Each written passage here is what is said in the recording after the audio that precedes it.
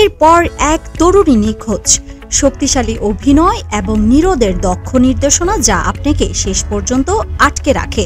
ফাহাদ ফাসিলকে কেন যে এই সিনেমায় নেওয়া হয়েছিল কে জানে। পোস্টার আর প্রচারে তার নাম বড় করে নেওয়া হলেও ছবিতে তিনি আদতে অতিথি।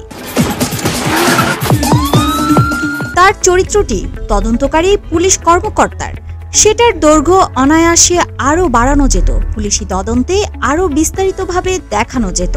সেটা না করে পরিচালক বরং ফাহাদ ফাসিলের মতো তারকাকে অপচয় করেছেন বলা যায়। তবে এইটুকু শুনে সিনেমা নিয়ে চূড়ান্ত সিদ্ধান্ত নেবেন না।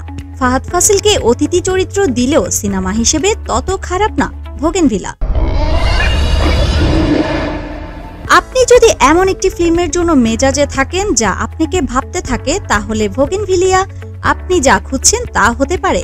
মনস্তাত্ত্বিক থ্রিলার এবং শক্তিশালী পারফরম্যান্সের অনুরাগীদের জন্য অবশ্যই নজর রাখা উচিত। কয়েক বছর ধরেই আলোচনায় মালায়ালাম সিনেমা, বিশেষ করে এই ইন্ডাস্ট্রির থ্রিলার চমকে দিয়েছে দর্শককে।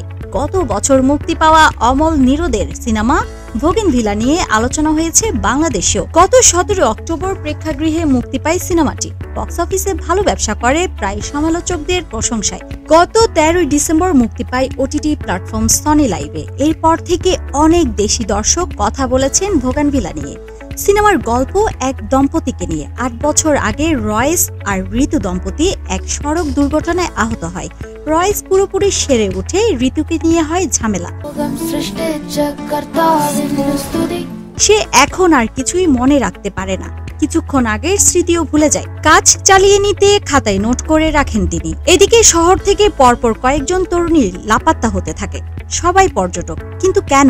সিসিটিভি ক্যামেরার ফুটেজে দেখা যায় এক নিরুদ্দেশ পর্যটকের হোটেলের সামনে ছিল ঋতু। সেখানে কি কাজ তার? পুরো বিষয়টি তদন্ত করছেন এসিপি ডেভিড কোশি। কিন্তু ঋতু যে কিছুই মনে করতে পারে না। মোটা দাগে এ হলো সিনেমার গল্প। এবার পুলিশ কি অধর রহস্যভেদ করতে পারবে? নিখোঁজ তরুণদের সঙ্গে ঋতুর কি কোনো যোগাযোগ আছে? জানতে হলে দেখতে হবে 144 মিনিটের এই সিনেমা। দুর্বলতা থাকলেও বোগেনভিলা অবশ্যই একবার দেখার মতো সিনেমা, বিশেষ করে যারা দক্ষিণী থ্রিলারের ভক্ত। সাফা মারওয়া, দ্য ড্রামা লাভার।